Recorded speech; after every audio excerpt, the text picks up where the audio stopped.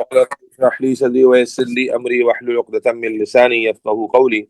اللهم صل على محمد وعلى ال محمد كما صليت على ابراهيم وعلى ال ابراهيم انك حميد مجيد. اللهم بارك على محمد وعلى ال محمد كما باركت على ابراهيम وعلى ال ابراهيम انك حميد मजीद। बच्चों, welcome to another O level past paper session. हम कोशिश कर रहे हैं आपका साथ एंड तक दें, जितना सपोर्ट कर सकते हैं करें। लेकिन बायोलॉजी के एमसीक्यू पेपर के हवाले से आई एम नॉट वरिड। जो kind and quality of content आपने ओवरऑल कवर किया हुआ है, that is way above the standard जो आपको चाहिए एक तगड़ा स्कोर करने के लिए। तो मुझे अल्लाह पर भरोसा है और अल्लाह की जात से उम्मीद है कि आप मुझे बिल्कुल भी डिसअपॉइंट नहीं करेंगे अगर वो चीजें आपको मालूम है, याद हैं, आती हैं जो कि आपको पढ़ाई गई। दूसरी चीज, मैंने आपको कल भी बताया था, कुछ स्ट्रैटेजीज बताई थी, उन स्ट्रैटेजीज पर वर्किंग करनी है और अकॉर्डिंगली आपने अपने आप को तैयार करना है। पेपर वन और MCQ is only about practice. आज एक और पेपर हम करने जा रहे हैं, बहुत अच्छा पेपर है, बहुत बैलेंस पेपर है। And this paper is October November 24 and this is variant 1-1। ठीक है जी। आज मेरे बच्चों ये पेपर करेंगे and without further do let's begin it. अच्छा, आज मैं इसको उसी अप्रोच से करने की कोशिश करूंगा जो स्ट्रैटेजी मैंने कल आपको बताई थी। क्या स्ट्रैटेजी थी? राउंड बाय राउंड चलना है। हम राउंड वन में कोई भी ऐसा सवाल नहीं करेंगे जो देखने में बड़ा लगेगा। कोई भी ऐसा क्वेश्चन अटेम्प्ट नहीं करेंगे जिसमें बहुत ज्यादा ऑप्शन लंबे लंबे लिखे हुए हैं। हम कोई भी ऐसा क्वेश्चन राउंड वन में नहीं करेंगे जो बहुत टेक्निकल ग्राफ वगैरह का लग रहा होगा। समझ आ रही है बात? हम उसी तरह जाएंगे जैसे मैंने कल आपको अप्रोच बताई थी। आज उसी अप्रोच को प्रैक्टिस करते हैं कि राउंड बाय राउंड करना है। दरमियान में अगर कोई ऐसा सवाल आ रहा है जो हमें जरा सा भी लग रहा है कि थोड़ा सा हमें टाइम लेना पड़ेगा इस सवाल के अंदर, हम उसे छोड़ देंगे। ठीक है, चले जी शुरू करते हैं। आपको बार बार बता चुका हूं कि बेटा ये पूरा पेपर आप देखें, पेंसिल से सॉल्व करते हैं। ओएमआर शीट पर पेंसिल का इस्तेमाल होता है और कैलकुलेटर अलाउड होता है और any rough work should be done on this question paper. ये बातें बड़ी इंपॉर्टेंट है, बाद में आप यही बातें अलग से पूछते रहते हैं। ठीक है, क्वेश्चन पेपर पे कोई भी रफ वर्क कर सकते हैं, कोई इशू नहीं है। क्वेश्चन पेपर पे जो आप आंसर मार्क करेंगे उसकी कोई वैल्यू नहीं है। जो ओएमआर शीट पर आप आंसर मार्क करेंगे वो फाइनल आंसर काउंट होगा।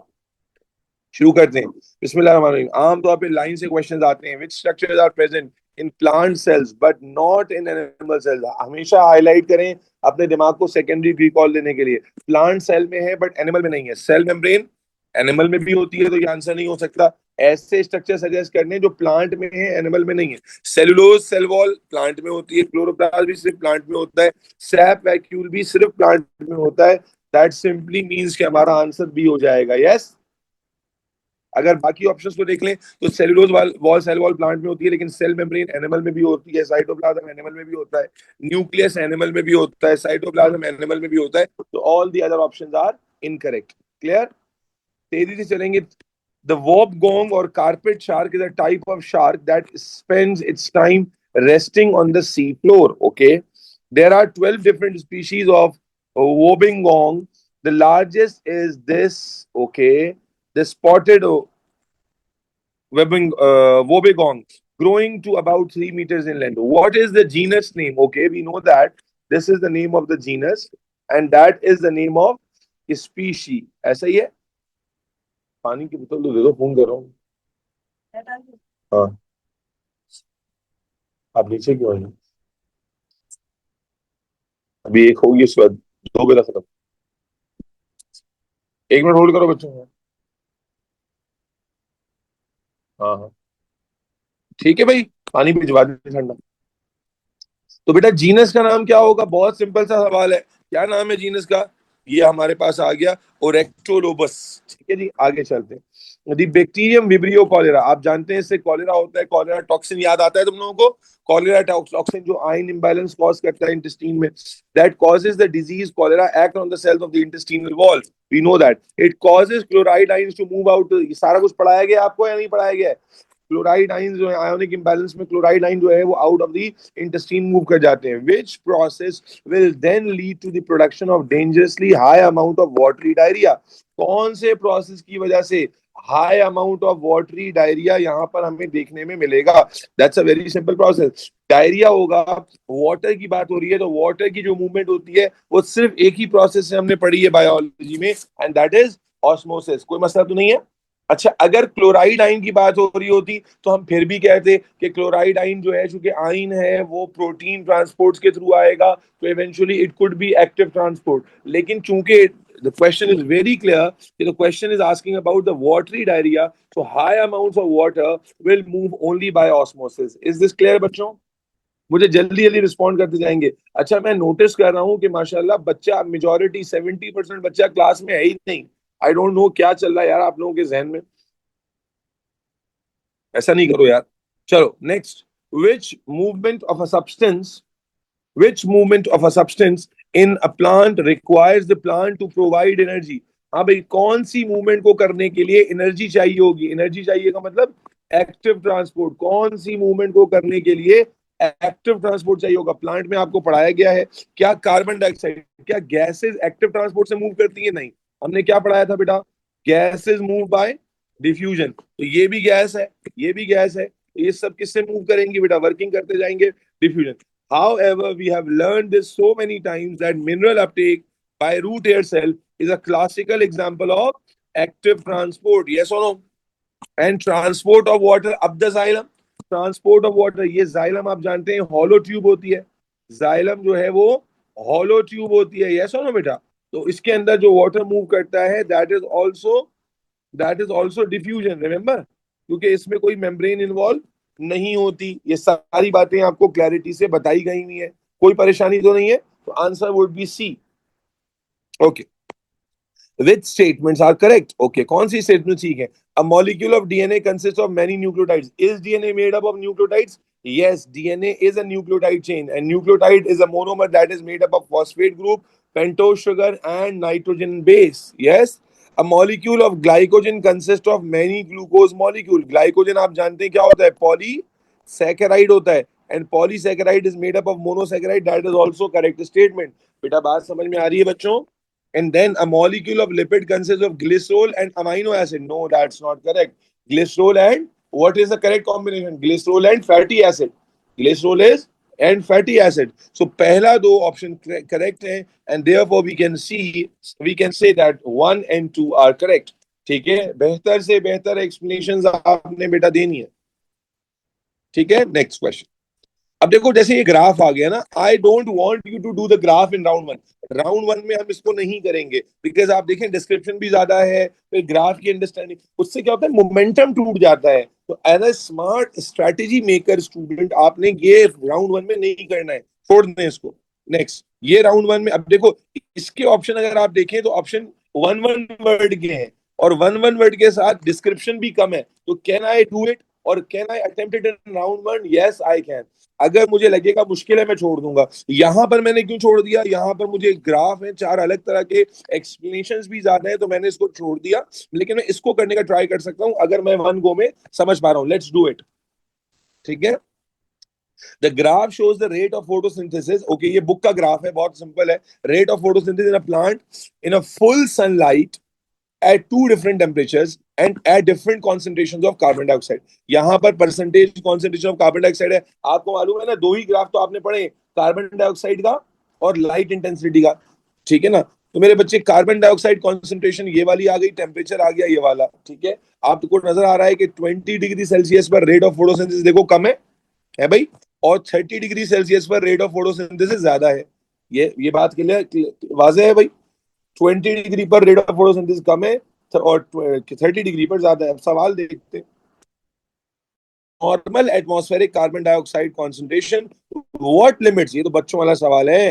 हाँ भाई, नॉर्मल कॉन्सेंट्रेशन पे what limits the rate of photosynthesis? ये बात मैंने आपको वाज़ेह तौर पर, कार्बन डाइऑक्साइड के ग्राफ में इस पॉइंट पर कार्बन डाइऑक्साइड खुद लिमिटिंग फैक्टर होता है, यस और नो? और इस पॉइंट पर लाइट इंटेंसिटी या अदर फैक्टर्स आर लिमिटिंग।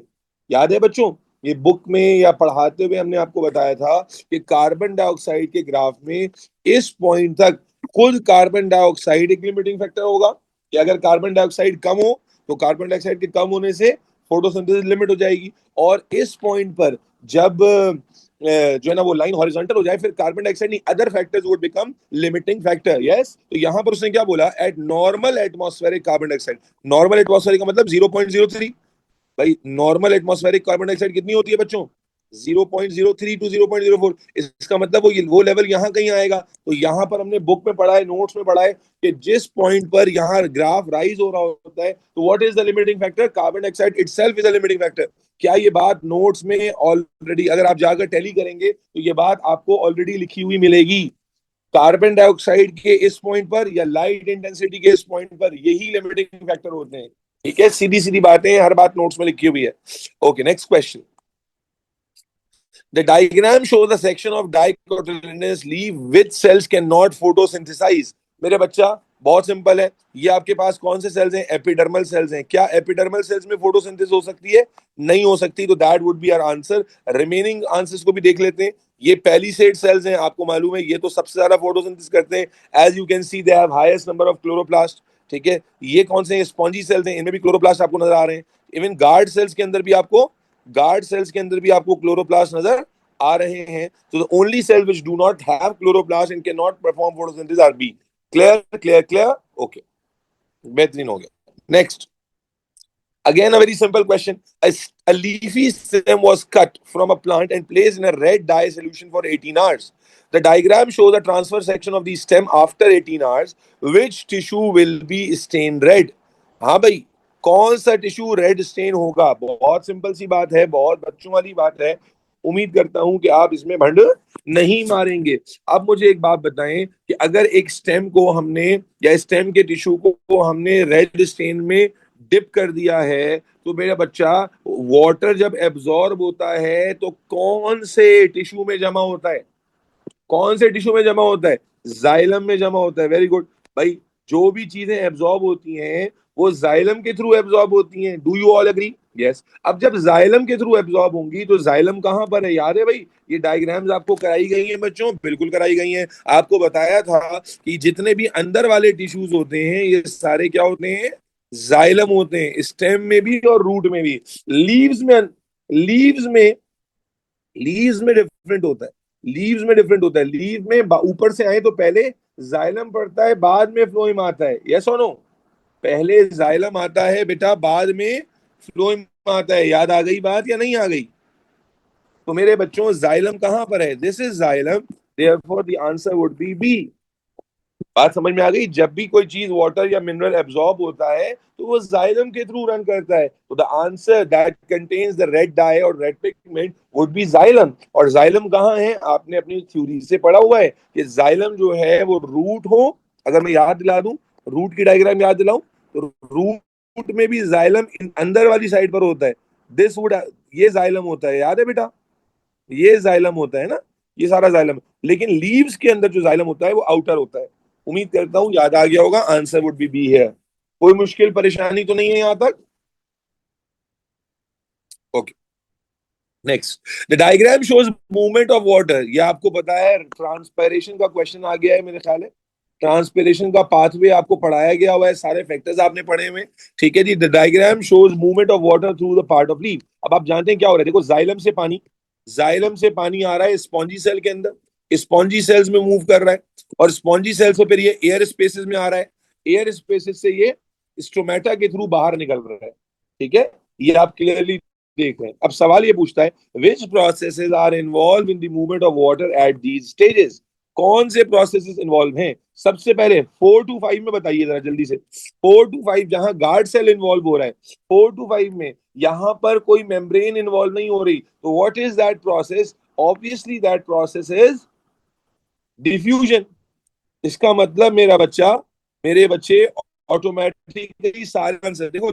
आपने जादू देखा, जादू, जादू देखा आपने कि बेटा 4 to 5 देखो, कॉम्बिनेशन होते हैं। 4 to 5 में कोई मेम्ब्रेन इन्वॉल्व नहीं है, तो वी ऑलरेडी न्यू कि this is diffusion, this is diffusion. तो जो ऑब्वियस था मैंने उस पर फैसला किया, तो ठक ठक ठका ठक।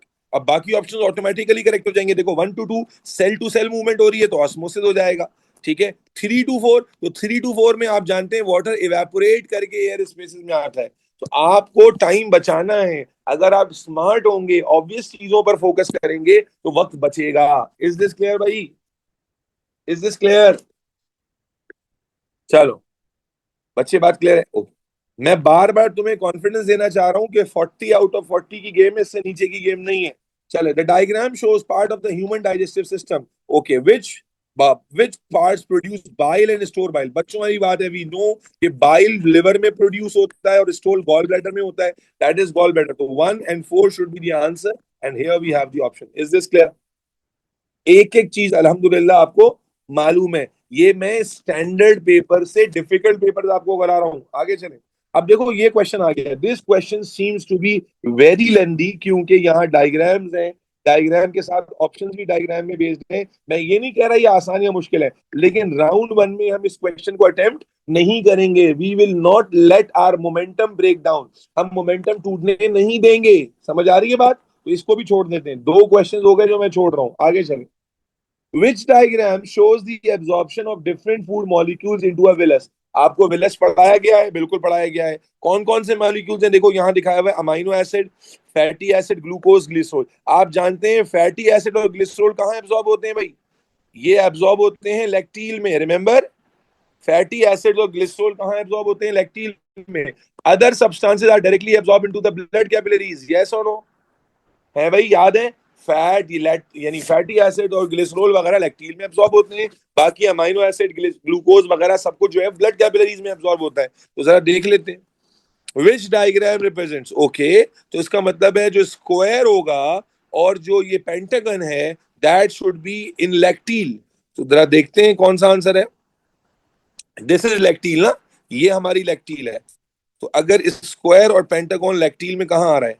स्क्वायर और पेंटागन लैक्टील में आ रहा है। स्क्वायर और pentagon,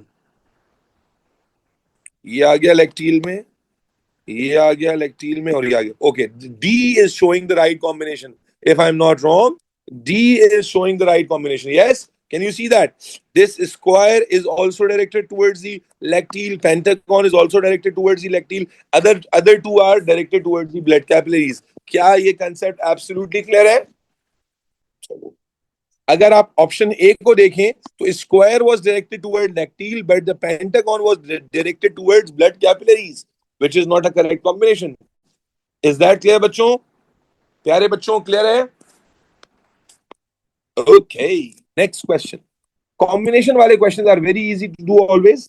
The table shows the changes that occur in thorax। आपको पढ़ाया गया है बेटा, इनहेलेशन एक्सहेलेशन आपको बहुत अच्छे से पढ़ाया गया है ड्यूरिंग ब्रीदिंग। याद रखें, थोड़ा सा मैं तेजी से जा रहा हूं। I want you to make your approach faster. आपको याद है इंस्पिरेशन निमोनिक क्या दिया था मैंने? आई ई का याद है बच्चों? इनहेलेशन में external costal muscles contract, internal costal muscles relax. इसका मतलब ये दोनों तो कट गए। यस, इंस्पिरेशन का सवाल है तो इंटरनल कॉस्टल, इंस्पिरेशन में external costal muscles contract, internal costal muscles relax. याद आ गया? और उसके बाद अगर मुझे इनहेल करना था तो remember diaphragm is like this, तो diaphragm has to move downward and become flattened. Diaphragm जो है उसको भी कॉन्ट्रैक्ट करना पड़ेगा, खींचना पड़ेगा। इसका मतलब ये हुआ कि option A falls and then rises, that is going to be the correct combination। Is this clear बच्चों? क्लियर है? प्रेशर का तो बेटा, अच्छा प्रेशर का तो मसला ही नहीं है ना बेटा। आपको याद करें, जब डायफ्राम नीचे जाएगा तो वॉल्यूम ऑफ द थोरैक्स बढ़ जाएगा ना भाई। थोरैसिक वॉल्यूम खोल लो कि जाएगा तो अंदर वो बढ़ेगा तो प्रेशर डिक्रीज हो जाएगा, और फिर जब प्रेशर डिक्रीज होगा फिर एयर मूव करेगी तो प्रेशर राइज होगा। Negative pressure breathing. Ahmed Shafiq कह दो ये सब पढ़ाया नहीं है मैंने, ये सब तुमने यूट्यूब के अलग अलग टीचर से समझा हुआ है। सर ये प्रेशर वाला ऑप्शन समझा दें। जरूरी भी नहीं है समझना, आपको डायफ्राम के बेसिस पर वैसी बात समझ में आ जाएगी। और अगर आपको नहीं समझ में आ रहा और समझना ही है तो बेटा आप थ्योरी को रिकॉल करो ना कि क्या होता था इनहेलेशन में। डायफ्राम जब नीचे जाता है, डायफ्राम नीचे जाता है भाई, diaphragm is a dome shape muscle. In order to allow lung to expand, diaphragm becomes like this. तो थोरेसिक वॉल्यूम याद करो ना बेटा, थोरेसिक वॉल्यूम इंक्रीज हो जाता था। जिसकी वजह से थोरेसिक प्रेशर डिक्रीज होता था। और जब थोरेसिक प्रेशर डिक्रीज होता था मेरे बच्चों, तो भाई ऑब्वियस सी बात है ना कि नेगेटिव प्रेशर ब्रीदिंग होती थी। Air from higher pressure moves down the lower pressure. याद आ गई या नहीं आ गई? तो बेटा स्ट्रेट फ्रॉम थ्योरी आ रही है, इसमें कोई रॉकेट साइंस नहीं है, स्ट्रेट फ्रॉम थ्योरी है। कोई नई बात होगी तो जरूर बताऊंगा। क्लियर? आगे चलते हैं, next question. Scientists have concluded that the absorption of mineral ions in plants require energy, हमें फ्रॉम रेस्पिरेशन। हमें ऑलरेडी ये मालूम है एनर्जी मिनरल्स के लिए चाहिए होती है, और वो एनर्जी रेस्पिरेशन से आएगी। Which observation best supports this conclusion? कौन सी ऑब्जर्वेशन इसे सपोर्ट करती है? Carbohydrate is stored in the root, living roots. अरे क्या बोल रही है? Carbohydrate is stored in the roots. Is this correct? That is correct. ये स्टेटमेंट करेक्ट है, लेकिन क्या ये एक्सप्लेनेशन दे रहा है इस स्टेटमेंट की? स्टेटमेंट तो करेक्ट है, but is it relevant to the question? Question is saying कि भाई अपटेक ऑफ मिनरल्स के लिए एनर्जी रिक्वायर्ड होती है रेस्पिरेशन के थ्रू। तो क्या ये एविडेंस दे रहा है इस बारे में? I don't think so. Other options को देखते हैं तो बात और समझ में आ जाएगी। फिर कहता है living roots give off carbon dioxide.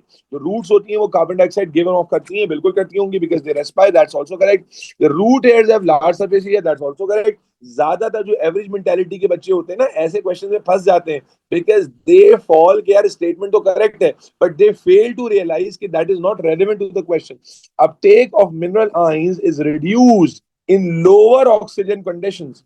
हाँ भाई, अगर ऑक्सीजन कम हो जाए तो अपटेक ऑफ मिनरल आयंस भी रिड्यूस हो जाएगा।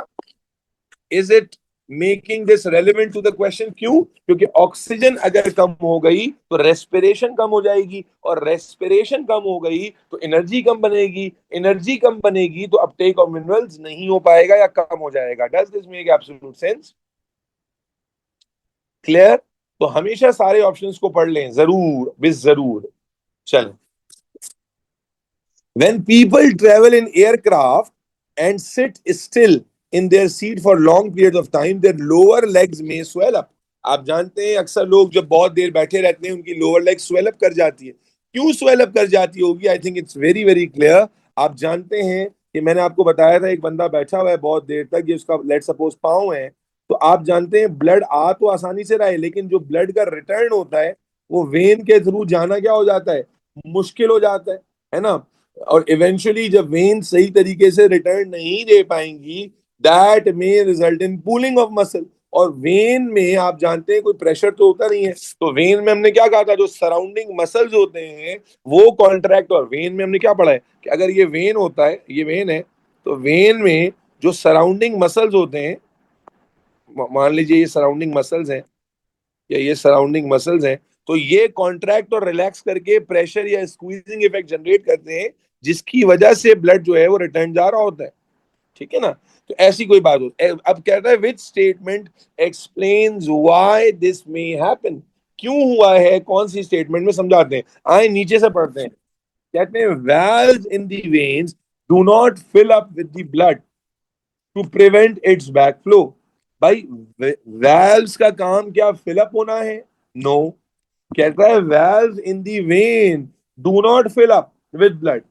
valves ब्लड से फिलअप तो होते ही नहीं, पता नहीं क्या बोल रहा है। देयर इज लिटिल और नो आर्टीरियल ब्लड प्रेशर। क्या आर्टीरियल ब्लड प्रेशर खत्म हो गया है? No, that's also not correct. Artery को ब्लड फेंक, भाई हार्ट बीट कर रहा है तो आर्टरी ब्लड फेंक रही है। The rate of heart beat is reduced. क्या हार्ट बीट कम हो जाएगी as no exercise is happening? No मेरा बच्चा, बैठे हुए हैं, हार्ट बीट तो आपकी नॉर्मल रहेगी। Fewer leg muscles contraction occur to push blood along the veins. मेरे बच्चे जो लेग के मसल, भाई आप देखें स्वेलिंग आ रही है, इसका मतलब क्या हुआ बेटा? कि ब्लड की पूलिंग हो रही है। Can everybody relate that? अगर स्वेलिंग आ रही है इसका मतलब ब्लड की क्या हो रही है? पूलिंग हो रही है। पूलिंग, जमा हो रहा है ब्लड। जमा क्यों हो रहा है? कि कूलिंग नहीं भाई, पूलिंग का है मैंने, पूलिंग। और जमा क्यों हो रहा है ब्लड? बोलो भाई, जमा क्यों हो रहा है ब्लड? इसलिए जमा हो रहा है कि वेन्स नॉर्मली जो ब्लड का रिटर्न लेकर जाती हैं वो रिटर्न नहीं ले जा पा रही। क्यों नहीं ले जा पा रही? कि जब आप बहुत देर से पांव लटकाकर बैठे हुए हैं तो जो पांव के मसल्स हैं वो सही तरीके से कॉन्ट्रैक्ट और रिलैक्स नहीं कर रहे, जिसकी वजह से वेन्स वापस नहीं जा रहा। यस और नो? और ब्लड वापस स्लो जा रहा है। इज दिस क्लियर बच्चों? क्लियर बच्चों? Okay, now the diagram shows, बेटा ये आप जानते हैं कौन सा ब्लड सेल दिखाया हुआ है, आई होप कि आपको समझ में आएगा। Is seen under the microscope, कौन सा ब्लड सेल है भाई? आप जानते हैं, क्या ये रेड ब्लड सेल हो सकता है? नहीं हो सकता। क्या ये प्लेटलेट हो सकता है? नहीं हो सकता। अगर ये लिम्फोसाइट होता तो लिम्फोसाइट में आप जानते हैं बहुत लार्ज साइज का न्यूक्लियस होता है। The only option which is left, सारी बातें आपको बताई गई हुई है, the only option which is left is phagocyte. Is this clear बच्चों? अल्हम्दुलिल्लाह। Next question, which statement about mosquitoes are correct? Okay, that seems to another easy question. Where mosquitoes lay egg? Mosquito कहाँ ले अंडे देते हैं? आप जानते हैं स्टेगनेंट वाटर पे देते हैं। अच्छा बच्ची फातिमा कह रही है व्हाई नॉट प्लेटलेट? बेटा प्लेटलेट में न्यूक्लियस होता है, माशाल्लाह प्लेटलेट में न्यूक्लियस होता है। आपके टीचर ने तो आपको पढ़ाया है बेटा कि प्लेटलेट्स तो सेल ही नहीं होते, तो न्यूक्लियस कहाँ से आ जाएगा प्लेटलेट में? अच्छा जी, स्ट्रेगनेंट वाटर पे देते हैं। और कौन सा sex of the adult mosquito that sucks blood, कौन सी मस्कीटो है जो ब्लड सक करती है? हम इसको बता चुके हैं कि खवातीन को ही खून चूसना पसंद है, तो फीमेल इज दी जेंडर जो खून चूसने में बड़े इंटरेस्टेड होते हैं। ठीक है, चले next question. Is this clear बच्चों? Are we all good to go?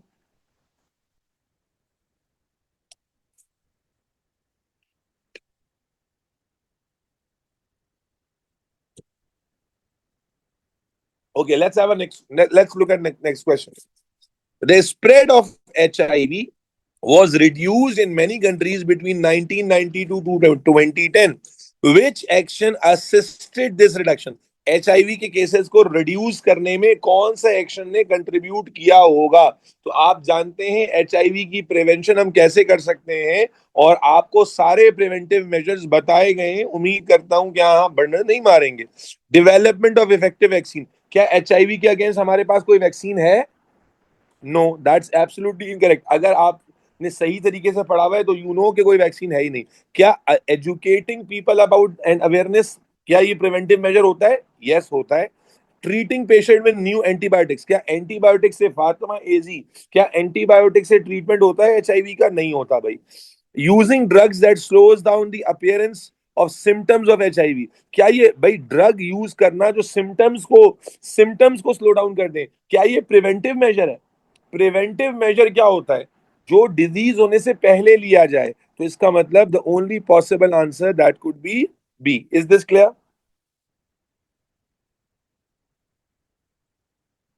Good, next. Which statement about देखो बहुत पप्पू पेपर है, व्हाई नॉट डी? बच्चा कह रहा है why not D? Using drugs that slow the appearance of symptoms. मेरे बच्चे सिम्टम्स के अपीयरेंस को स्लो डाउन करने से केसेस कहां रिड्यूस होंगे? 100 लोगों को एचआईवी हो गया, आपने उनके सिम्टम्स को रिड्यूस कर दिया, इसका मतलब ये थोड़ी कि उनमें एचआईवी नहीं है। एचआईवी तो है, यहाँ केसेस रिड्यूस हो गए, इसका मतलब एचआईवी फैल नहीं रहा है, एचआईवी प्रिवेंट हो रहा है। एचआईवी को प्रिवेंट कर रहे हैं लोगों में होने से। अगर आपकी इंग्लिश ट्रांसलेशन कमजोर है, वो कमजोर नहीं है, तो आप इसको समझ सकते हो बेटा। इस बात को बंदनी बात समझ में आई कि using drugs that slows the appearance of symptoms, इससे तो एचआईवी के केसेस थोड़ी कम होंगे। 100 लोगों में एचआईवी था, वो 100 में ही रहेगा। ठीक है, is this clear? Okay, which statement about the immune system is correct? Which system about the immune system is correct? Okay. A pathogen has its own antigens. क्या ये बात ठीक है? Yes. Which will have the same shape as antibodies. हाँ भाई, same shape होती है या कॉम्प्लीमेंट्री शेप होती है बेटा? सेम शेप होती है या कॉम्प्लीमेंट्री शेप होती है? सेम शेप होती है एंटीबॉडीज की या कॉम्प्लीमेंट्री होती है? तो यहां पर गड़बड़ नहीं कर जाना। ये पहला स्टेटमेंट ठीक है, लेकिन यहां पर सेम शेप बोला है, ये गलत हो जाएगा। अच्छा, antigens stimulate an immune response by phagocytes which produce antibodies. Antigens की वजह से इम्यून रिस्पॉन्स स्टिमुलेट होता है। देखो स्टेटमेंट वाले में ना बच्चे बहुत ज्यादा कंफ्यूज होते हैं। एंटीजेंस की वजह से इम्यून रिस्पॉन्स स्टिमुलेट होता है, यस, लेकिन क्या फेगोसाइट्स एंटीबॉडीज प्रोड्यूस करते हैं? क्या फेगोसाइट्स एंटीबॉडीज प्रोड्यूस करते हैं बेटा? नहीं करते। अच्छा, एक्टिव इम्यूनिटी कल वाले पेपर में बताया था, जो लॉन्ग टर्म इम्यूनिटी होती है, involves acquiring antibodies from another individual. क्या एक्टिव एक्टिव इम्यूनिटी में आप दूसरे इंडिविजुअल से लेकर आते हैं एंटीबॉडीज बच्चों? No, antibodies are protein molecules that bind the agents leading to destruction of pathogen. Okay, that's very clear. So that is the answer. Yes? Chale, good. For which disease can antibiotic be used? Antibiotic bacterial disease के against use होती है. कौन सी है भाई bacterial disease? So we know that is bacterial infection. Malaria is not a bacterial disease. Viral infection, coronary artery disease, no disease is bacterial other than the bacterial infection itself. Clear? Okay, next question. The diagram shows the part of urinary system, human urinary system. Okay यहां से blood जा रहा है, अगर जा रहा है तो दिस वुड बी, बोलो भाई, रीनल वेन. दिस वुड बी रीनल वेन. और यहां से ब्लड आ रहा है, that would B renal artery. Yes, बोलो भाई, रीनल आर्टरी. ठीक है ना. और अल्लाह आपका भला करे, यहां से नीचे जा रहा है, दैट मींस दिस वुड बी यूरेटर. यूरेटर. अब आप पकड़ ले, तो स्ट्रक्चर जी क्या है? यूरेटर है. स्ट्रक्चर जी क्या है? यूरेटर है. यस. और स्ट्रक्चर जो एक्स आ रहा है वो आर्टरी होगा, और स्ट्रक्चर वाई वेन होगा. क्लियर है भाई? समझ में आ गई वर्किंग बच्चों? स्ट्रक्चर एक्स आर्टरी होगा, स्ट्रक्चर वाई वेन होगा. कोई मुश्किल? क्या ये बात क्लियर है? बिल्कुल वाजे है डायग्राम से. ये एक्स है, इसकी आर्टरी बन जाएगी. ये वाई वापस लेकर जा रहा है तो ये वेन होगा, और इवेंचुअली ये यूरेटर हो जाएगा. कोई परेशानी तो नहीं है किसी को? Are we absolutely good to go? चलिए, good. Next, nerve impulses in neuron can travel. We all know that. And away from the central nervous system towards the central nervous system, within the central nervous system. In which directions do impulses in sensory and relay neuron travel? Sensory neuron में कहाँ होता है भाई? बहुत आसान है. Sensory neuron कहाँ जाता है? क्या away from the central nervous system जाता है, या towards the central nervous system जाता है? बोलो भाई, away from the central nervous system जाता है या towards the central nervous system जाता है? Obviously towards the central nervous system जाता है. इसका मतलब ये दोनों में से आंसर होगा. और रिले न्यूरॉन जो होते हैं वो कहाँ ट्रेवल कर रहे होते हैं भाई? रिले न्यूरॉन, बोलो, रिले न्यूरॉन कहाँ ट्रेवल कर रहे होते हैं भाई? ओ, ये मैंने यहाँ गलत, ये आ गया ना. With towards the central nervous system जाता है तो ये दोनों में से आंसर आ जाएगा. और relay neuron with in the central nervous system होते हैं. तो I think this should be pretty easy. Clear? Sensi, हाँ जी, टुवर्ड्स है, वो मैंने ऊपर क्रॉस करते हुए गलत कर दिया था. कोई मुश्किल तो नहीं है इसमें? हेलो.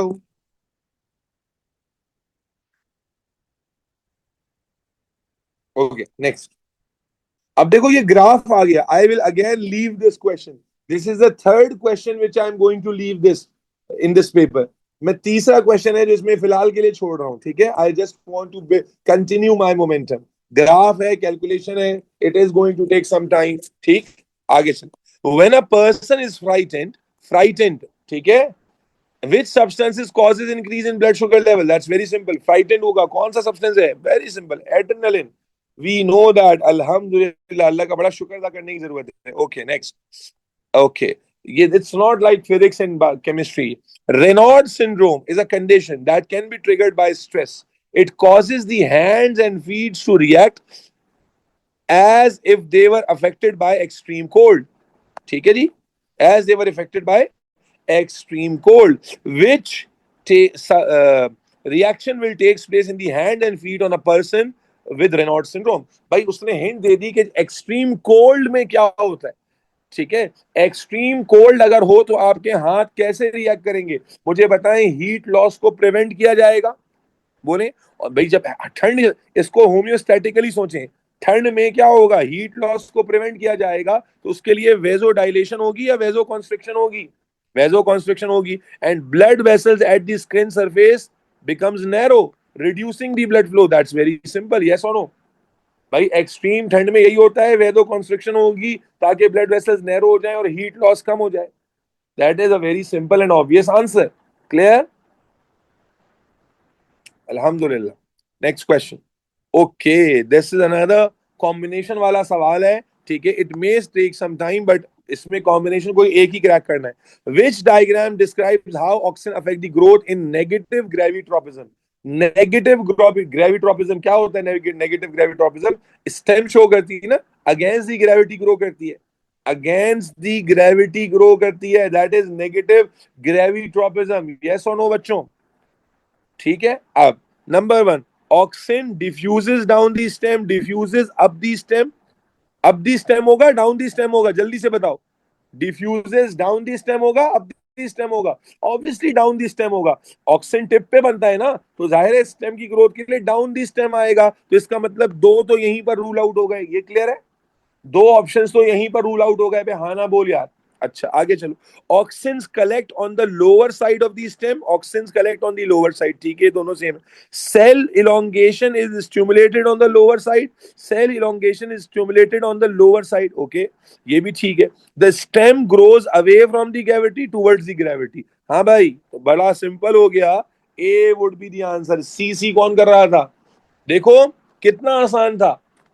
ठीक है सर, वो नेगेटिव की बात कर रहे हैं। जी हाँ, तो स्टेम शोज नेगेटिव ग्रेविट्रोपिज्म ना, तो नेगेटिव ग्रेविट्रोपिज्म में stem grows away from the gravity. तो आप देखो पहले वाले ऑप्शन के बेसिस पर आपने दो आंसर्स को सिलेक्ट किया और फिर बाकी दो ऑप्शन सिमिलर थे, आपने लास्ट वाले के बेसिस पर सिलेक्ट कर लिया कि the right answer is a. Is this clear?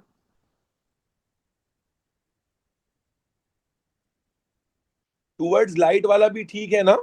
Towards light, light कहां से आ गई इसमें? The question was asked in reference from gravity. भाई स्टेम जब ग्रो करती है, कैसे ग्रो करती है? क्या बात कर रहे हो बच्चा? स्टेम जब ग्रो करती है कैसे ग्रो करती है? ग्रेविटेशनल पुल के अगेंस्ट में ग्रो करती है, दैट इज नेगेटिव ग्रेविट्रोपिज्म। यहां सवाल ग्रेविट्रोपिज्म के बारे में था भाई। डिफ्यूजेस डाउन द स्टेम समझ में नहीं आया? झेलो भाई। ऑक्सीजन कहां बनता है? ऑक्सीजन टिप में बनता है। तो अगर स्टेम को ग्रो कराना है तो टिप में नीचे आएगा ना ऑक्सीजन। अगर एक चीज टिप में बन रही है तो टिप से नीचे उतरेगी कि और ऊपर चली जाएगी? ऑक्सीजन कहां पर मूव करेगा?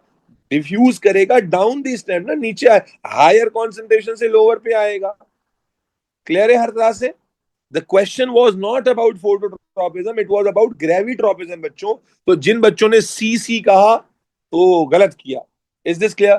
सर ये 27 वाला फिर से समझा दें बेटे। नेट डिस्कनेक्ट होने के बाद थोड़ा सा कोशिश किया करेंगे, इस बात को समझें कि सवाल जो है वो कोई मुश्किल नहीं था, आप खुद भी रिलेट कर सकते हैं। सवाल पूछा था which flow diagrams show the how oxygen affects the growth in negative gravitropism. तो नेगेटिव ग्रेविट्रोपिज्म कौन शो करता है? स्टेम शो करती है, जो कि अगेंस्ट दी ग्रेविटी ग्रो करती है।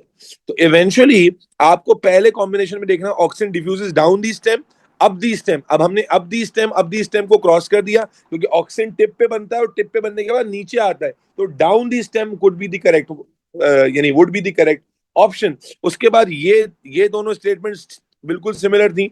लास्ट स्टेटमेंट वाज कि the stem grows away from the gravity, the stem grows towards the light. तो भाई अवे फ्रॉम, आपको ग्रेविट्रोपिज्म का सवाल पूछा था, तो जब ग्रेविट्रोपिज्म का सवाल है तो आप क्या कहेंगे? ग्रेविट्रोपिज्म का सवाल है तो the stem grows away from the gravity, not towards the light. Gravitropism का सवाल है तो you have to explain in reference to gravity. ठीक।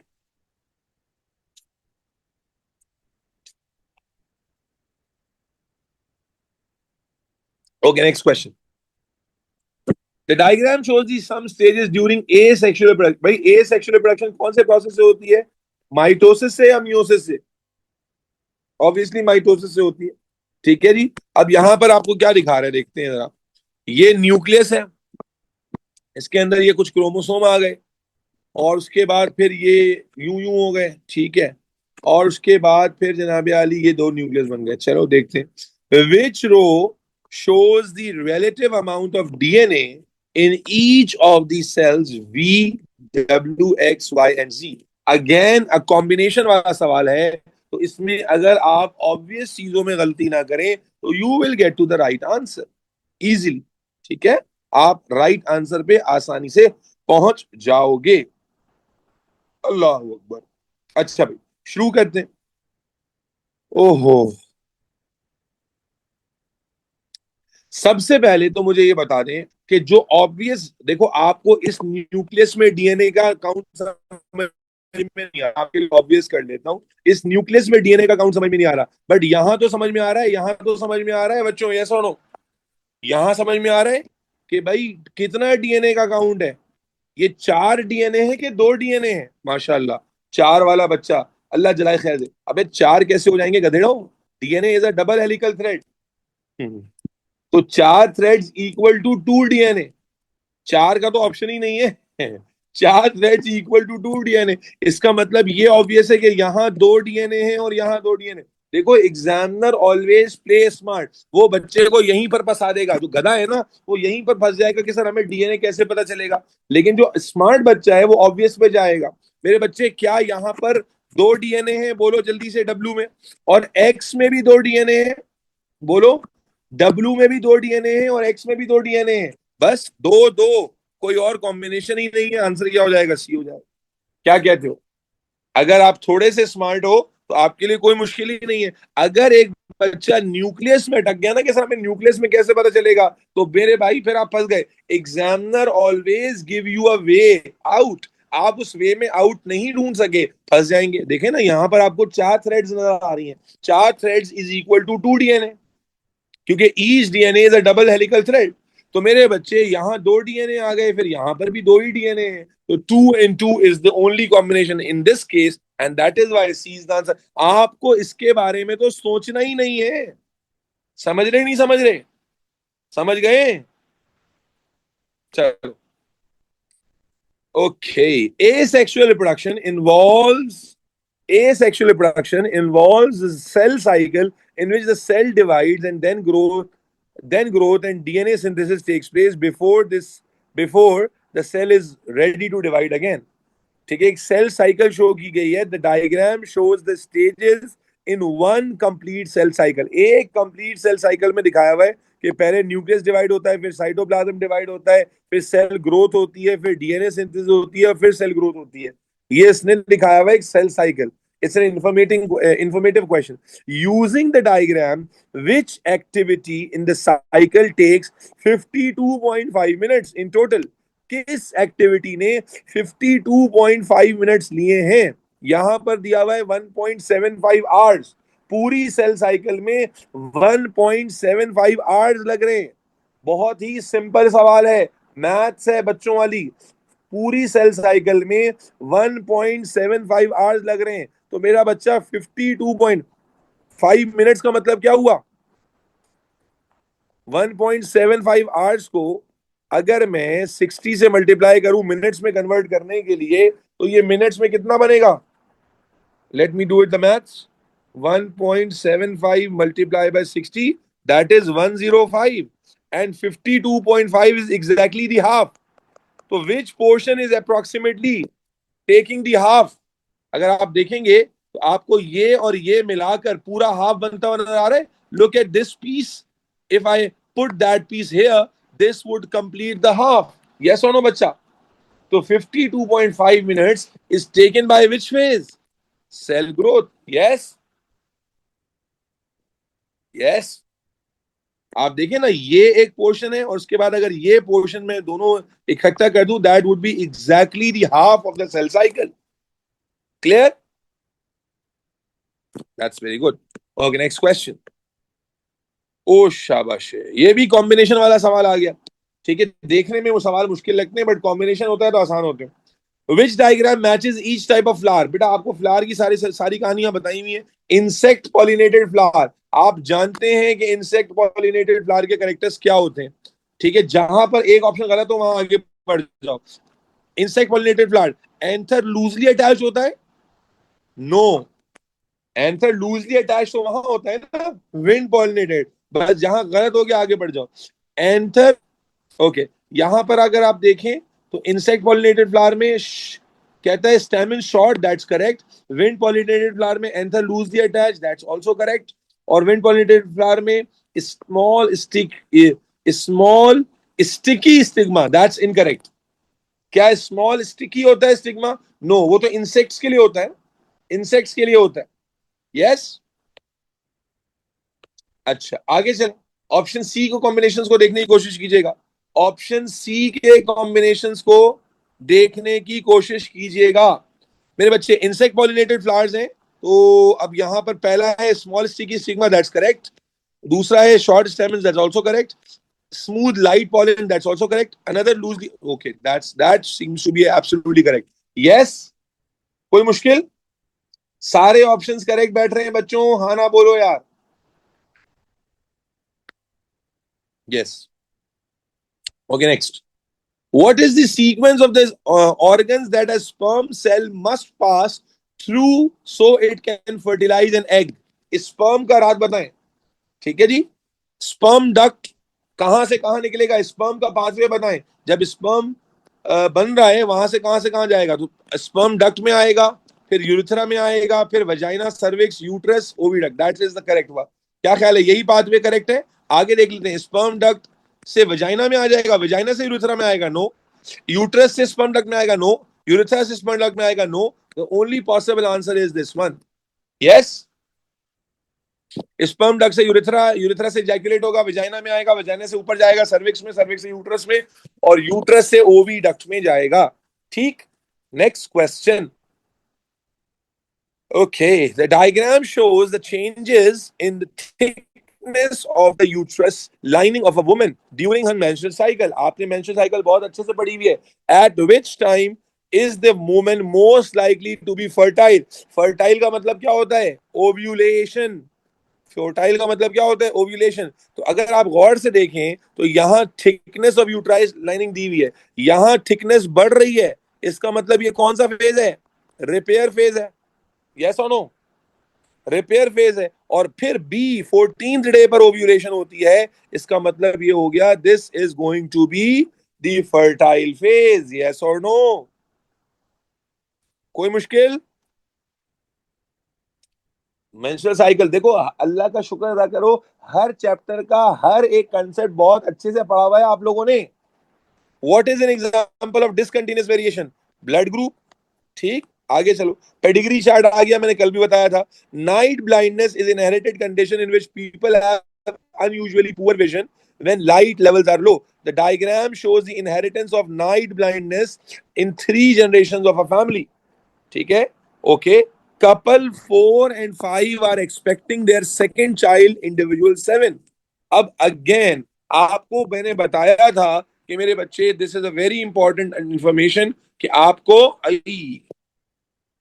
समझने में हेल्प कैसे मिलेगी। आपको याद है कोई ट्रिक बताई थी, कोई ट्रिक बताई थी, याद करें बेटा, क्या ट्रिक बताई थी? 7 का आपको जीनोटाइप बताना है कि अगर पेरेंट के बच्चे मिक्स आ रहे हैं, इसका मतलब पेरेंट होमो होंगे कि हेट्रो होंगे? क्या बताया था? अगर पेरेंट के बच्चे मिक्स आ रहे हैं तो पेरेंट होमो होते हैं कि हेट्रो होते हैं? तो जरा वर्किंग कर लें, देखो, वर्किंग कर लेते हैं। इन दोनों पेरेंट्स में डिजीज नहीं है, नॉर्मल है ये दोनों। और इनके बच्चों में भी नहीं है, इसका मतलब ये दोनों पेरेंट्स होमो होंगे। यस और नो? और इनके बच्चे भी होमो होंगे। यस, इनके बच्चे भी होमो होंगे। यस, और इनके बच्चों में डिजीज आ गई है, इसका मतलब इसके साथ ये हेट्रो हो गया होगा। ये ट्रिक मेरी काम समझ में आ रही है? ट्रिक की ये में सारी, अगर आपको ट्रिक जो मैंने बताई है वो समझ आ गई है, फिर आसान है। देखो, इन पेरेंट्स के जो बच्चे हैं वो मिक्स नहीं है, इसका मतलब ये होमो पेरेंट्स है। देखो, ये बात मैं मुसलसल बताते आ रहा हूं, अगर आप उस ट्रिक को समझ गए तो गेम आसान है, वरना लग गए लेसन आपके। मैंने कहा कि इन दो पेरेंट्स को देखो, इनके बच्चे मिक्स मिक्स नहीं है। मिक्स मतलब कुछ डिजीज वाले और कुछ बगैर डिजीज वाले नहीं है, बल्कि सारे बगैर डिजीज के हैं। इसका मतलब ये दोनों पेरेंट होमो है। यानी अगर मैं नाइट ब्लाइंडनेस के लिए लेट सपोज ये कह लूं, तो हम ये कह सकते हैं कि दोनों कैपिटल आर है, होमो है ये। क्योंकि अगर ये हेट्रो होते तो इनके बच्चे मिक्स आते, इनके बच्चे क्या आते हैं? मिक्स आते। और जब इनसे बच्चे पैदा हुए हैं तो ये भी कैपिटल आर ही होंगे। ठीक, लेकिन बच्चों, फातिमा एजी अगर आप देखें, इन दोनों के जो बच्चे पैदा हो रहे हैं उसमें डिजीज आ गई है, तो अब इसमें तो डिफेक्टिव एलील नहीं है, इसका मतलब डिफेक्टिव एलील कहां से आई होगी? यहां से आई होगी। डिफेक्टिव एलील यहां से आई होगी। यस और नो?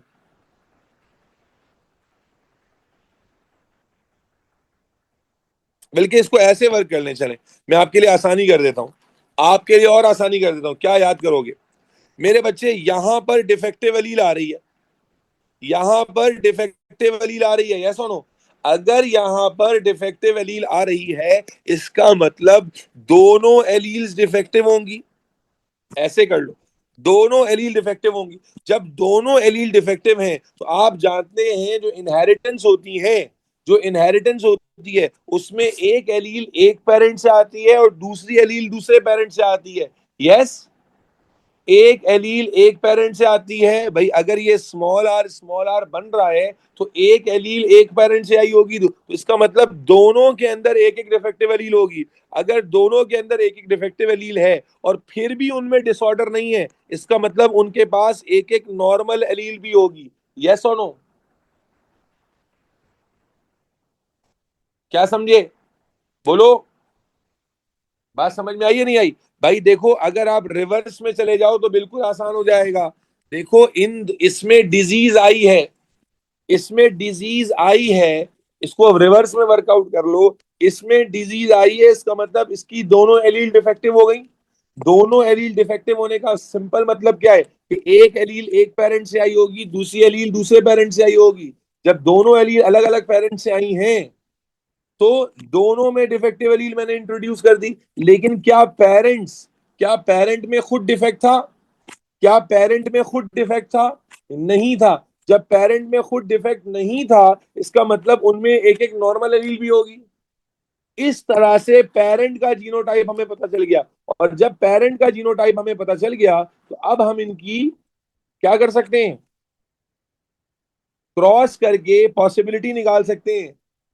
क्या? What is the probability that this the individual 7 will be male and will also show night blindness as his phenotype?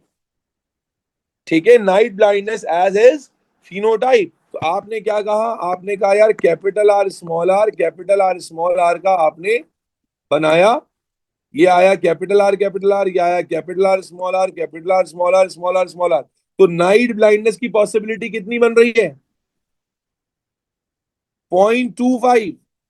कितनी बन रही है? 0.25। लेकिन 0.25 तो ओवरऑल पॉसिबिलिटी है, इसने बोला मेल की पॉसिबिलिटी। याद करो, ऐसा सवाल मैं पहले भी करा चुका हूं। मेल की पॉसिबिलिटी 50% होती है। जब भी बच्चा पैदा होता है आपको बताया था 50% पॉसिबिलिटी मेल की होती है, 50% पॉसिबिलिटी फीमेल की होती है। याद आया? 50% पॉसिबिलिटी, ऐसा सवाल आप पहले भी कर चुके हो। 50% पॉसिबिलिटी मेल की होती है, 50% पॉसिबिलिटी फीमेल की होती है। इसका मतलब अगर मेल के हिसाब से इसको डिवाइड करोगे तो ये 50% ऑफ 0.25 हो जाएगा, आंसर 0.125 बनेगा।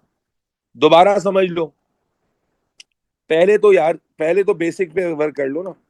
चलो, लेट मी रीडू इट। एक एक स्टेप पे मुझे क्लैरिटी दे देना भाई। यहां पर इसमें डिजीज आ रही है, इसका मतलब इसकी दोनों एलील डिफेक्टिव है, ये क्लियर है? इसकी दोनों एलील्स डिफेक्टिव हैं, ये क्लियर है या नहीं है? अगर ये दोनों एलील्स डिफेक्टिव हैं, अगर ये दोनों एलील्स डिफेक्टिव हैं तो ये दोनों एक एक पेरेंट से आई होंगी ना। भाई एक दोनों एलील एक ही पेरेंट से तो नहीं आती ना भाई, बोलो। दोनों एलील एक ही पेरेंट से तो नहीं आती, दोनों एलील अलग अलग पेरेंट से आती हैं। यस और नो? ठीक है ना? इसका मतलब इन दोनों पेरेंट के पास एक एक डिफेक्टिव एलील होगी। लेकिन डिसऑर्डर तो इनमें से एक्सप्रेस हुआ ही नहीं किसी में। जब डिसऑर्डर एक्सप्रेस नहीं हुआ, इसका मतलब इनके पास नॉर्मल डोमिनेंट एलील होगी। इस तरह से आपको पेरेंट का क्या पता चला? इस तरह से आपको पेरेंट का क्या पता चला? Genotype. Once you get to know the genotype, अब आपने क्रॉस की और क्रॉस करके आपको नाइट ब्लाइंडनेस का जो चांस मिला वो मिला 0.25। But the question was what is the probability of individual 7 will be a male and will also show night blindness? तो मेल की पॉसिबिलिटी क्या होती है? 50%। तो 0.25 का 50% 0.125 हुआ, and that is how you will say that 0.125 would be your answer. Is this clear? The answer would not be 0.25, the answer would be 0.125। 0.125। अभी clear हो गया?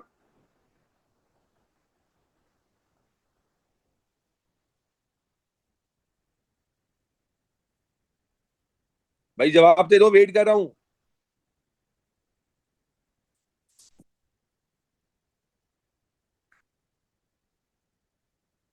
हम्म, अभी पूरा समझाया भाई। इसके अंदर अगर डिफेक्ट आया है तो दोनों एलील डिफेक्टिव है, तो वो दोनों एलील एक इस पेरेंट से आई होगी, एक इस पेरेंट से आई होगी ना भाई। जब एक इस पेरेंट से आई है, एक इस पेरेंट से आई है, लेकिन इनमें डिसऑर्डर शो नहीं हो रहा, तो इसलिए इसका मतलब क्या हुआ? डिसऑर्डर शो नहीं हो रहा, इसका मतलब है ना कि उनमें नॉर्मल नॉर्मल एलील भी मौजूद होगी। देखो 1 और 2 के बारे में यहाँ कमेंट नहीं कर पा रहे ना, क्योंकि हमें पूरी जनरेशन नहीं बताई गई है। आप 7 पर इसीलिए बेस कर रहा है। अच्छा, आयशा कह रही है कैपिटल आर हो सकता है, तो बेटा फिर इसके अंदर स्मॉल आर कैसे जमा होगा बताओ? अगर ये कैपिटल आर है और ये कैपिटल आर स्मॉल आर है, तो फिर इसके अंदर 2 आर कहां से आएंगे बताओ मुझे आयशा, मुझे जवाब दो। बाकी बेटा ये वाली बात कि 0.25 से फिर आंसर 0.125 कैसे हो गया? क्योंकि इसने आपसे ओवरऑल प्रोबेबिलिटी नहीं पूछी, इसने पूछा मेल के अंदर नाइट ब्लाइंडनेस की पॉसिबिलिटी कितनी है। तो बेटा उसका जवाब ये है कि आप जानते हैं हर बार जब बच्चा पैदा होता है तो 50% चांस होता है मेल का, तो जो भी प्रोबेबिलिटी आएगी उसको आप 50% पे करके आंसर दोगे कि भाई 0.25 तो ओवरऑल प्रोबेबिलिटी है, लेकिन मेल का चांस है 50%, तो इसका मतलब 0.25, ये पहले भी तो करा चुके हैं, थ्योरी में भी तो आया है। 0.25 का 50% लेंगे, दैट वुड बी 0.125। जब भी मेल और फीमेल करके सवाल पूछा जाएगा तो जो प्रोबेबिलिटी आ रही है उसका हाफ कर लेंगे। ठीक, चल। Okay, what is essential for natural selection? बेटा आपको बताया गया नेचुरल सिलेक्शन होने के लिए क्या मैंडेटरी है, ये सारी बातें आपको पता है। कंपटीशन होना भी मैंडेटरी है और वेरिएशन होना भी मैंडेटरी है, यस, यही प्रोसेस होता है। कंपटीशन होता है और वेरिएशन होती है। ठीक, आगे चलते हैं। Okay, the gene for the human insulin production can be inserted into bacterial DNA to in to enable the industrial production of the human insulin.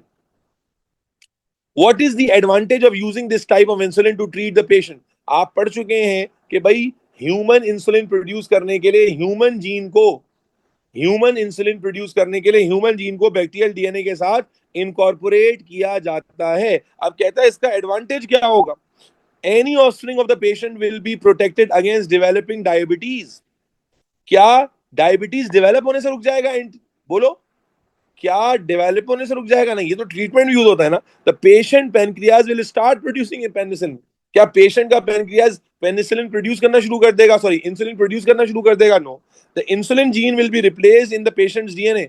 क्या पेशेंट के डीएनए में इंसुलिन जीन रिप्लेस हो जाएगी? No, the patient will not suffer any side effect from using insulin produce in animals. Yes, that's correct.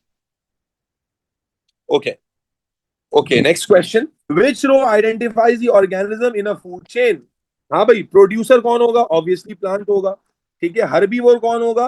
Herbivore rabbit होगा। Carnivore कौन होगा? Dog होगा। Is this clear? चलो, बेहतरीन हो गया। Okay, okay, okay, next question 38। Some students set up experiment to study the decay of leaves in garden soil. Decay of leaf in garden soil. They put leaves in bags of different mesh sizes, sealed them, and then buried them. उन्होंने seal किया और बरी कर दिया। Mesh size यहाँ सबसे छोटा है, यहाँ बड़ा है और बड़ा है।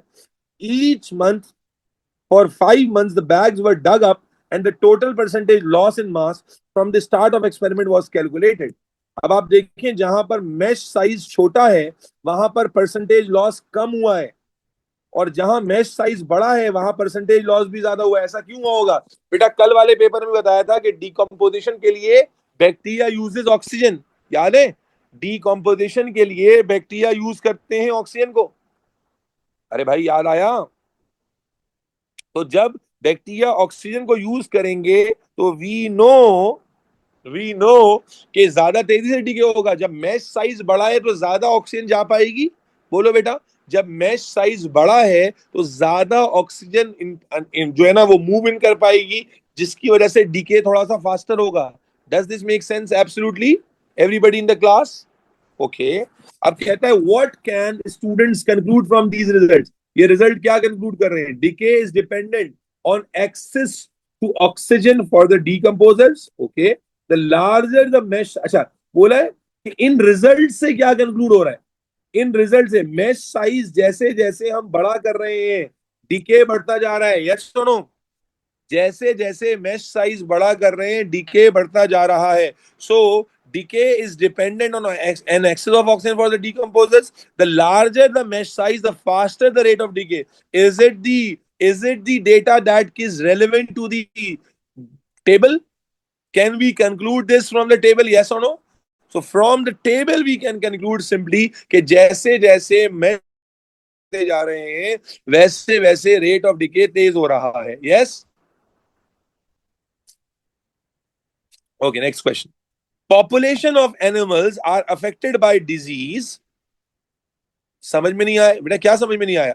मैश साइज 0.1 था तो 5, 11, 16. आप यहां देखें, मैश साइज 5.0 था तो 5 की जगह 21, 11 की जगह 32, 16 की जगह 30. तो ये बड़ा सिंपल है कि जैसे जैसे मैश साइज बड़ा हो रहा है वैसे वैसे जो है डिके तेज हो रहा है.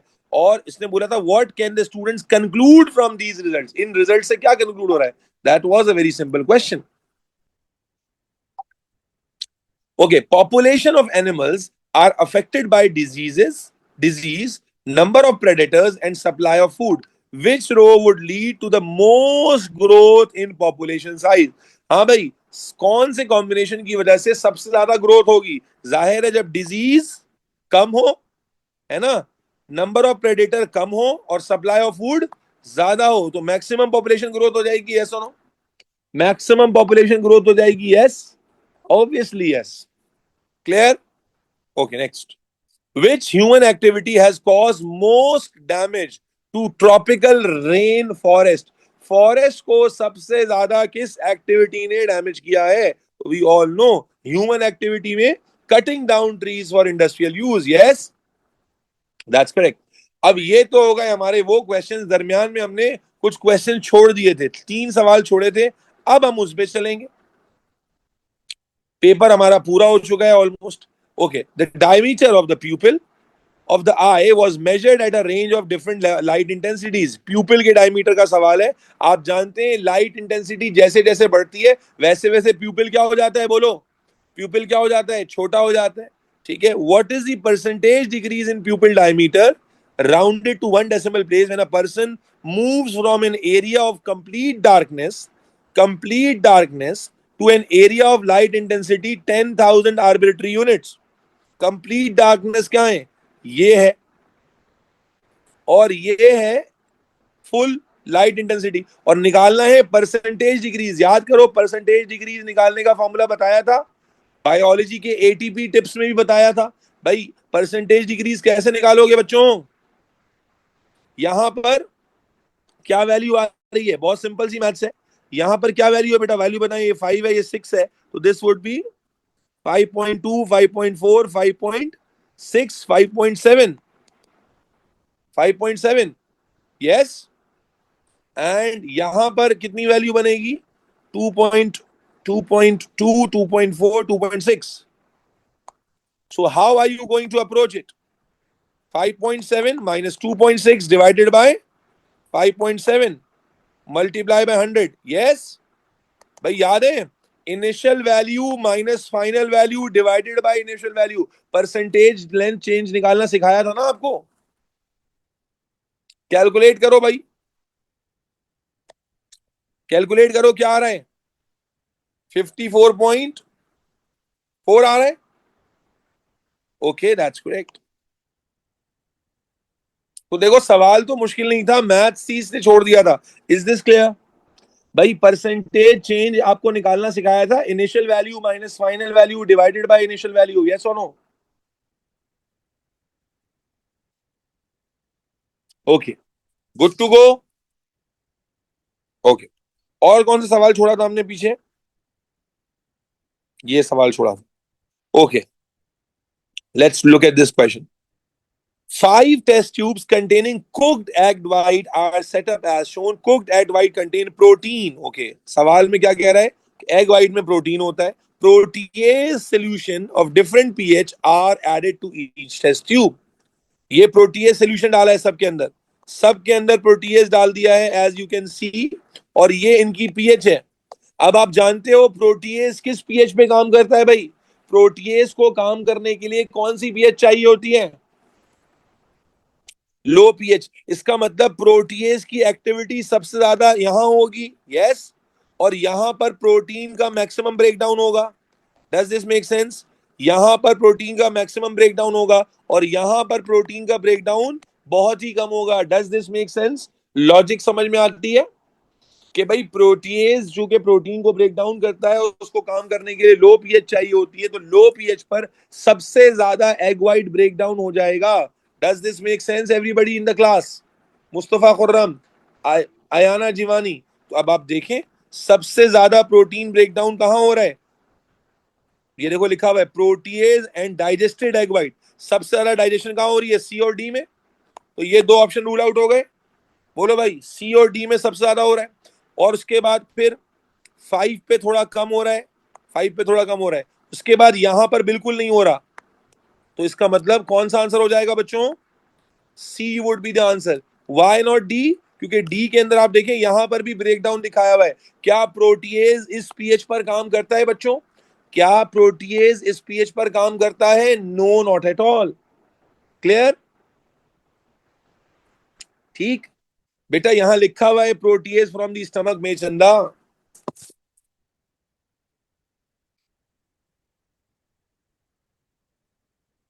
ठीक, ओके। एक क्वेश्चन हमने और छोड़ दिया था, लास्ट क्वेश्चन देख लेते हैं, ये वाला। सम स्टूडेंट्स, बेटा समझ में आया भाई? Some students investigated the effect of temperature on the digestion of starch to form maltose. They added equal volumes of amylase, amylase आप जानते हैं स्टार्च को ब्रेक डाउन करता है in starch solution, to a number of test tubes. The test tubes were left for 30 minutes at a range of temperature between 10 degree to 60 degree. Then they measured the concentration of starch in each test tube. Which graph produces the result? अब आप मुझे बताएं, जैसे जैसे temperature बढ़ाएंगे वैसे वैसे concentration of starch बढ़ेगी कम हो जाएगी? बोलो। जैसे जैसे भाई 10 डिग्री टू 40 डिग्री में जैसे जैसे टेम्परेचर बढ़ाओगे कॉन्सेंट्रेशन ऑफ स्टार्च क्या होगी? कम। और फिर 40 डिग्री के बाद एंजाइम डीनेचर होगा तो कॉन्सेंट्रेशन ऑफ स्टार्च क्या हो जाएगी? 40 डिग्री के बाद जब एंजाइम डीनेचर होगा तो कॉन्सेंट्रेशन ऑफ स्टार्च क्या होगी? बढ़ जाएगी। इसका मतलब graph will come down first and will go up. क्या ये बात समझ में आ रही है? ग्राफ देखो, बच्चे क्या करते हैं ज्यादातर केसेस में, बच्चे ये वाला आंसर लगा देते हैं, वो गधे होते हैं भाई। जैसे जैसे टेम्परेचर इनिशियली बढ़ाएंगे 10 to 40, तो क्या स्टार्च की कॉन्सेंट्रेशन बढ़ेगी? नो, क्योंकि एंजाइम एक्टिविटी बढ़ने की वजह से स्टार्च की कॉन्सेंट्रेशन डिक्रीज होगी। तो the graph which is making sense is a. Can you see that?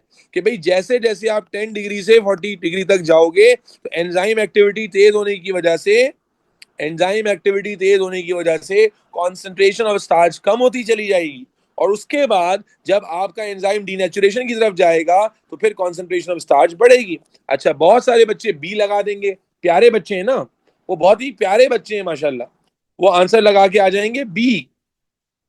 अल्लाह उनको जजाय खैर दे। मेरे बच्चे नंबर वन, एक तो नंबर वन आप ये देखें बी वाले ग्राफ में सबसे बड़ा मसला तो ये है कि कॉन्सेंट्रेशन ऑफ स्टार्च कितने कम नीचे आ रही है। इसका मतलब एंजाइम की मैक्सिमम एक्टिविटी पर भी आधा ही स्टार्च ब्रेक डाउन हो रहा है। ये तो बुलशिट है।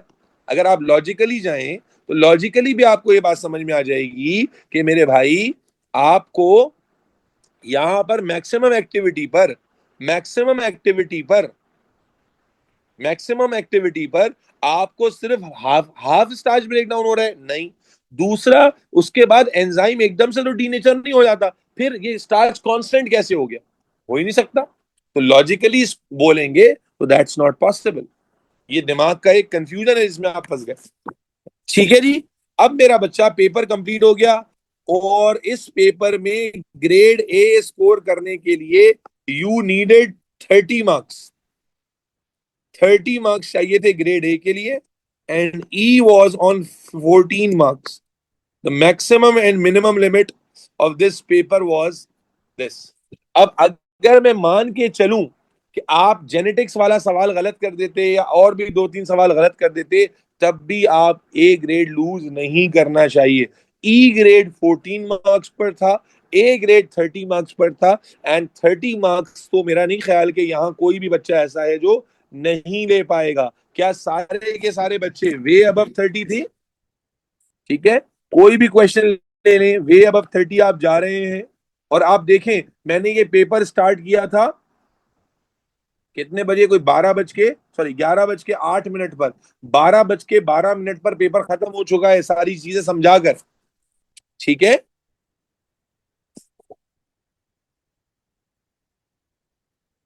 जी हंजिला बोले। रयान फैसल मैं ऑलरेडी बता चुका हूं कि आपने यस सिर्फ एयरलीज ही करने हैं। कल मैं ऑलरेडी सारी बातें बता चुका हूं बेटा, आप एक बार हमें समझा करें। बायोलॉजी के अंदर आपने सिर्फ ज्यादा से ज्यादा ईयरलीज सॉल्व करने हैं। अगर आपको लग रहा है कोई टॉपिक वीक है तो उसको नोट से रिवाइज कर लें और उसका टॉपिकल भी कर लें, वरना बायोलॉजी में तो कोई मसला ही नहीं है भाई, सिर्फ ईयरलीज करने। जी बेटा बोलें। बायोलॉजी में कोई हॉट लिस्ट नहीं मिलेगी, बायोलॉजी में तो आप बस प्रैक्टिस करते रहें।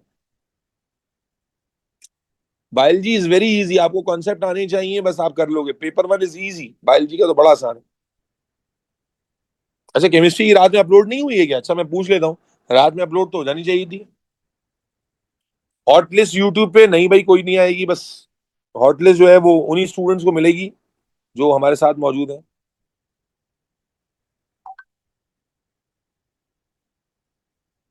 ठीक है। अंजिला जवाब दो, सवाल तो पूछो।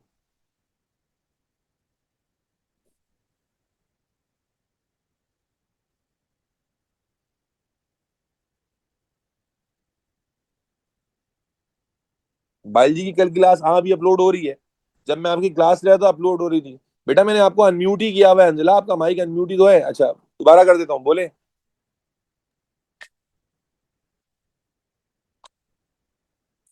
आपका माइक मेरा ख्याल है काम नहीं कर रहा है। केम क्लास अभी शुरू हो रही है ना, 1 बजे केमिस्ट्री की क्लास है। 1 बजे अभी केमिस्ट्री वालों की क्लास है। 1 बजे, सॉरी 2 बजे, 2 बजे। 2 बजे। अच्छा पता नहीं, मुझे याद नहीं है। 2 बजे जी। 2 बजे थी, 2 बजे थी, लेट मी सी। हाँ 2 बजे, सॉरी 2 बजे, 2 बजे ठीक है। आप बायो का टेस्ट लेंगे, बायो के पेपर की बात करो। जी हाँ, बायो का एमसीक्यू पेपर बिल्कुल होगा। ठीक है, वो इंशाल्लाह ताला गूगल पे लेने का इरादा है। गूगल टेस्ट होगा आपका, तो जिसको आप सॉल्व करेंगे और सॉल्व करते ही जैसे ही आप सॉल्व करेंगे आपको रिजल्ट साथ साथ ही मिल जाएगा। सर दिन में कितने पास पेपर सॉल्व करें? बायोलॉजी के 2 कर लें, केमिस्ट्री का 1 कर लें। बायोलॉजी के, क्योंकि केमिस्ट्री में ना ज्यादा पास पेपर सॉल्व करने से इंपॉर्टेंट है समझ के सॉल्व करना। बायोलॉजी में जितना ज्यादा सॉल्व करेंगे उतना फ्लुएंसी आएगी। बायो के 2, केमिस्ट्री का 1, फिजिक्स का 1, ये कॉम्बिनेशन रखें। बाकी पूरा दिन एंजॉय करें, और क्या। 6 8 8 तारीख को पेपर है, बहुत टाइम है। बायोलॉजी के 2 पेपर करें रोज, एक तो मैंने करा दिया आपको, एक और कर लीजिएगा। ठीक है ना, बायोलॉजी के 2 पेपर करें, केमिस्ट्री फिजिक्स का 1 1 करें। लेकिन जो 1 1 करें ना वो समझ समझ के करें। केमिस्ट्री के बहुत गंदे एमसीक्यू, पता रोने धोने से तो कुछ नहीं होगा। अगर आप ये कह दें कि सर ये पढ़ा हुआ नहीं है या ये सर ये आपने पढ़ाया नहीं है, तो फिर बात बनेगी ना। जब पढ़ा हुआ है तो फिर मैं आपसे पूछूंगा क्यों गंदे। हंजला तुम मेरे ख्याल है बहरे हो गए, तुम्हारा आंसर मैं ऑलरेडी दे चुका हूं 2 दफा। ठीक है भाई, चलो अब इंशाल्लाह मिलते हैं 1 1.5 घंटे के बाद केमिस्ट्री के सेशन में।